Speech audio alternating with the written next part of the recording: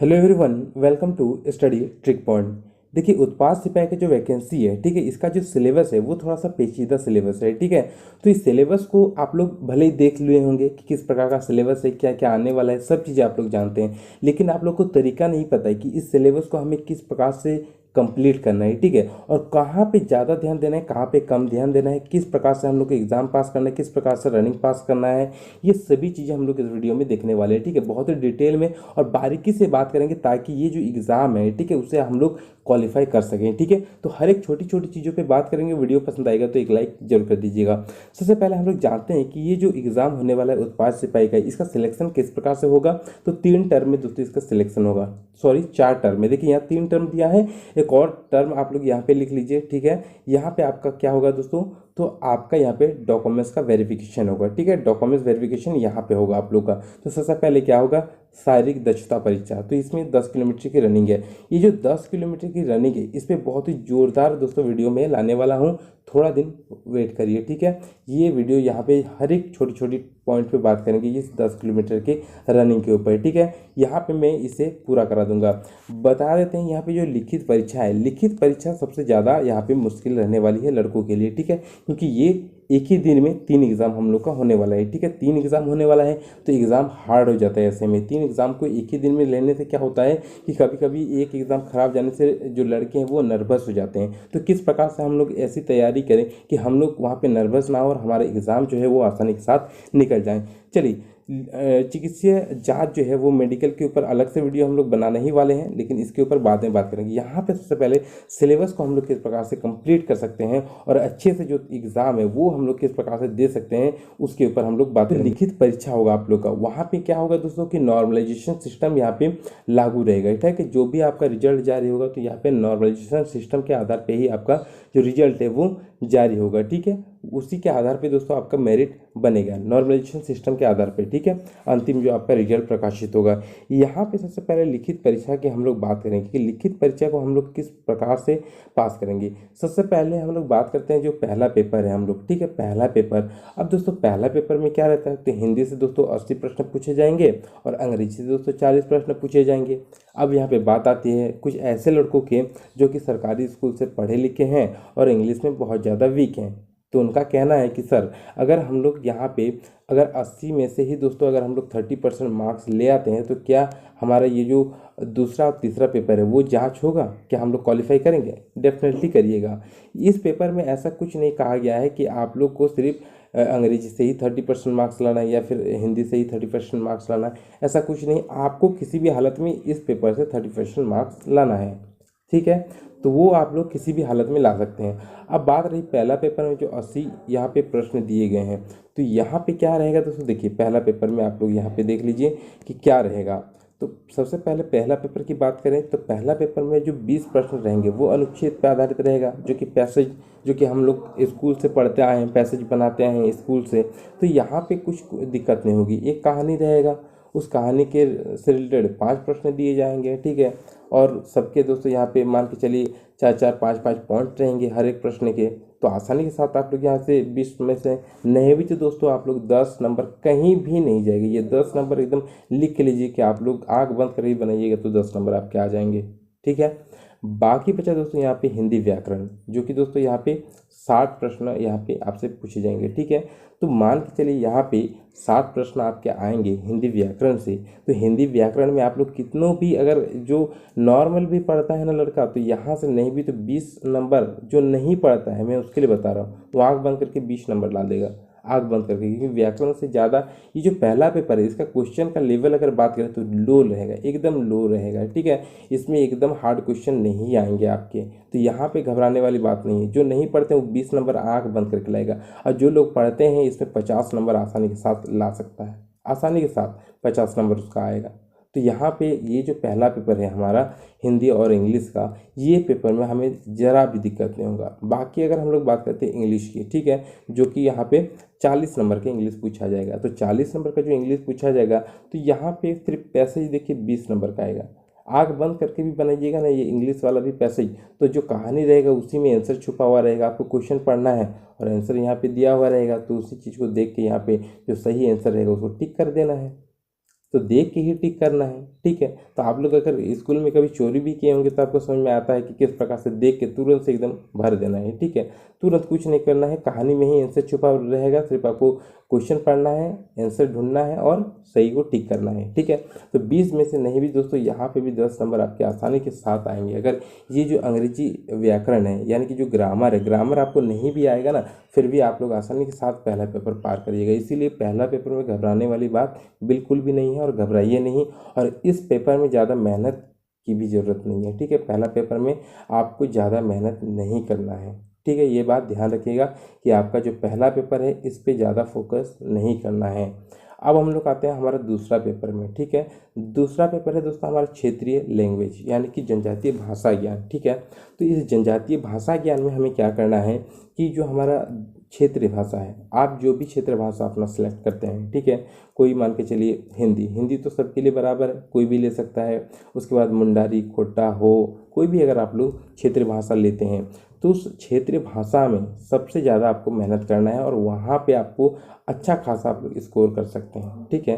क्योंकि क्षेत्रीय भाषा से आपको जो जिस राइटर ने जिस पोएम को लिखा है उस राइटर का टोटल जीवनी आप लोग देख लीजिएगा कि कौन सा जो कहानी है तो उस कहानी का लेखक कौन है, एकदम कंठस्थ याद रखिएगा।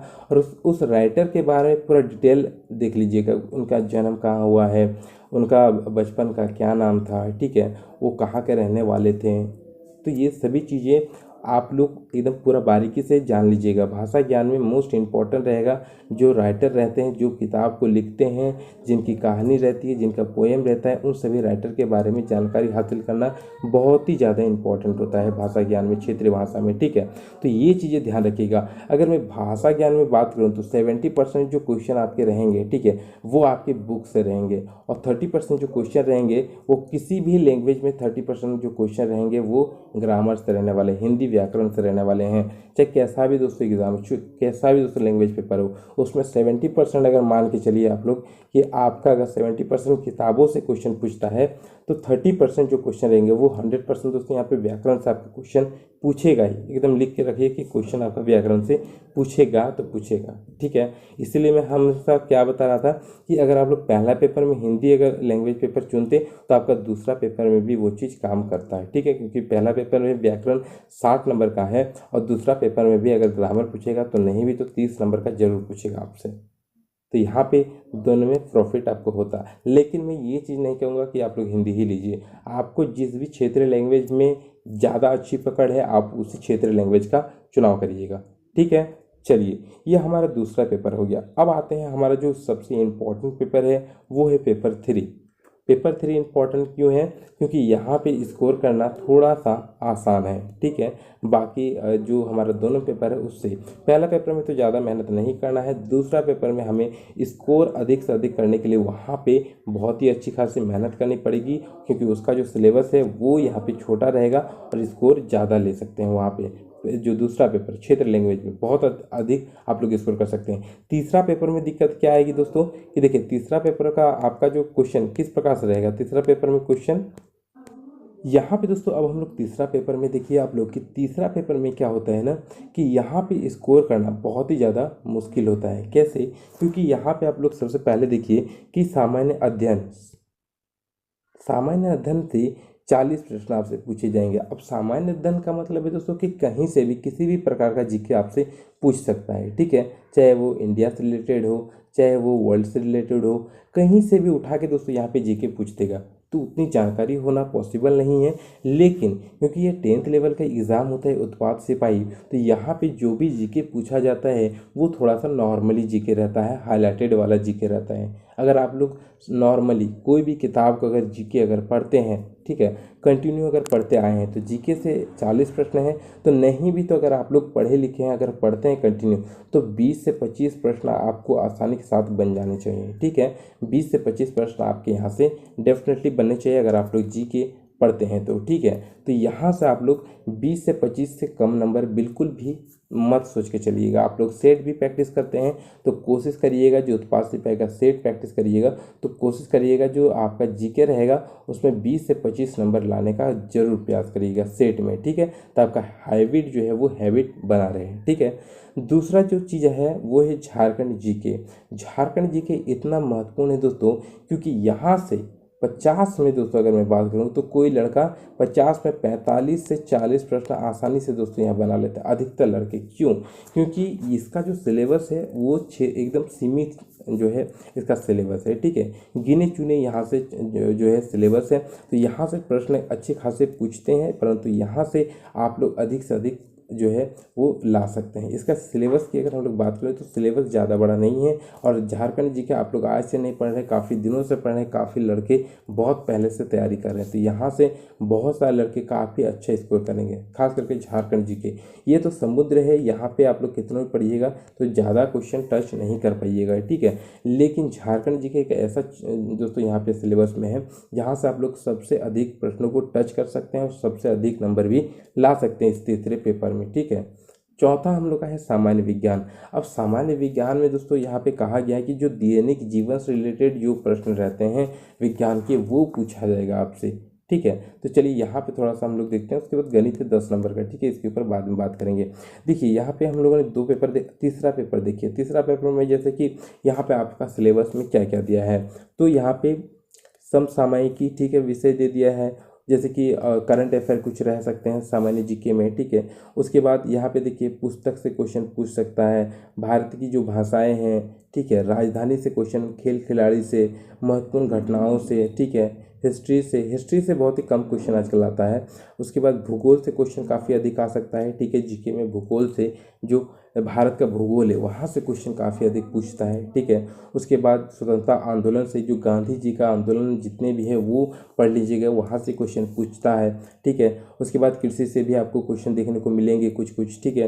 प्रमुख विशेषताएं क्या है, संसाधनों की प्रमुख विशेषताएं, प्राकृतिक संसाधनों की प्रमुख विशेषताएं, ये सब चीज़ें भूगोल में आ जाएंगी, ठीक है। उसके बाद पंचायती राज्य को अच्छे से कर लीजिए क्योंकि यहाँ से पंचायती राज्य से क्वेश्चन पूछता है जेएसएससी, ठीक है। तो ये चीज़ क्लियर कर लीजिएगा, ठीक है। उसके बाद झारखंड राज्य की सामान्य जानकारी, तो झारखंड राज्य की सामान्य जानकारी झारखंड जीके में ही आ जाएगी, ठीक है। तो यहाँ से कुछ कुछ चीज़ें ऐसी है जहाँ से क्वेश्चन पूछ सकता है। उसके बाद झारखंड जीके में तो मैंने आपको बता दिया कि यहाँ पे देखिए झारखंड का भूगोल, ठीक है, इसका हिस्ट्री, सभ्यता संस्कृति, ठीक है, भाषा साहित्य, स्थान, खान, यहाँ स्थान में जैसे कि कौन सा स्थान, जैसे कि अभ्यारण्य हो गया तो कौन सा अभ्यारण्य कहाँ पे है, कौन सा जलप्रपात कहाँ पे है, तो स्थान पूछ देता है, ठीक है। उसके बाद उद्योग पूछेगा, आंदोलन से रिलेटेड काफ़ी क्वेश्चन देखने को मिलता है, ठीक है। सबसे अच्छा है दोस्तों कि यहाँ पे जो भी झारखंड जीके जितना भी टॉपिक होते हैं झारखंड जीके में सभी एक तो मेरे चैनल पे अपलोड है, वहाँ से भी आप लोग कर सकते हैं, या फिर बुक लिए हैं तो बुक से भी जितने सब टॉपिक है जी, ठीक है, आप लोग टॉपिक वाइज झारखंड जीके को क्लियर करिएगा, ठीक है, आपसे क्वेश्चन नहीं छूटेंगे। सामान्य विज्ञान में जैसे कि मैंने बताया कि सामान्य विज्ञान में कुछ नहीं करना है आपको। जो दैनिक जीवन से रिलेटेड आप लोग अगर लुसेंट लिए हैं तो लुसेंट से, या फिर स्पीडी है तो स्पीडी से, कहीं से भी सामान्य जो विज्ञान है उसके डिफिकल्ट क्वेश्चन को टच नहीं करना। जो नॉर्मल हाईलाइटेड प्रश्न रहेंगे उन्हें टच करके क्वेश्चन को याद कर लीजिएगा, ठीक है। जो नॉर्मल हाईलाइटेड प्रश्न है विज्ञान के उन सबको, ठीक है। गणित की बात करें तो गणित में ज़्यादा मेहनत नहीं करना है। और देखिए यहाँ पे मैंने विज्ञान में बताया ना, तो विज्ञान में ज़्यादा मेहनत, सबसे ज़्यादा मेहनत करिएगा झारखंड जीके में क्योंकि वहाँ से अधिक प्रश्न आप पूछे जाएंगे और अधिक से अधिक वहाँ पे आप लोग बेनिफिट ले सकते हैं। बाकी झारखंड जीके से भी नॉर्मल प्रश्न है, वहाँ पे जो हाईलाइटेड प्रश्न रहेंगे उन्हें याद करके रखिएगा। और विज्ञान से भी यहाँ पे अधिक प्रश्न देखिए पूछे जाएंगे, तो यहाँ से भी हाईलाइटेड प्रश्नों को करिएगा ना, तो यहाँ से भी 20 में से नहीं भी तो 15 आप लोग स्कोर कर सकते हैं सामान्य विज्ञान से। यहाँ से ज़्यादा डिफिकल्ट और हार्ड क्वेश्चन आपसे नहीं पूछेगा, ठीक है। गणित में बात करें तो गणित में क्या है ना कि मैट्रिक लेवल के जो ट्रिकी क्वेश्चन है, ठीक है, जो मान के चलिए आप लोग आर एस अग्रवाल से पढ़ते हैं तो आर एस अग्रवाल से जो हाईलाइटेड और नॉर्मल प्रश्न है ट्रिकी प्रश्न है, ठीक है। यहाँ तो ट्रिकी प्रश्न ही आपसे पूछेंगे, जो एकदम नॉर्मली देखते ही आप लोग उसका आंसर दे सकते हैं, इस प्रकार का प्रश्न पूछेगा। तो मैथ में मुझे लगता है कि अगर आप लोग बहुत दिनों से अगर प्रैक्टिस कर रहे हैं तो मैथ में ज़्यादा मेहनत करने की यहाँ पे ज़रूरत नहीं है, ठीक है।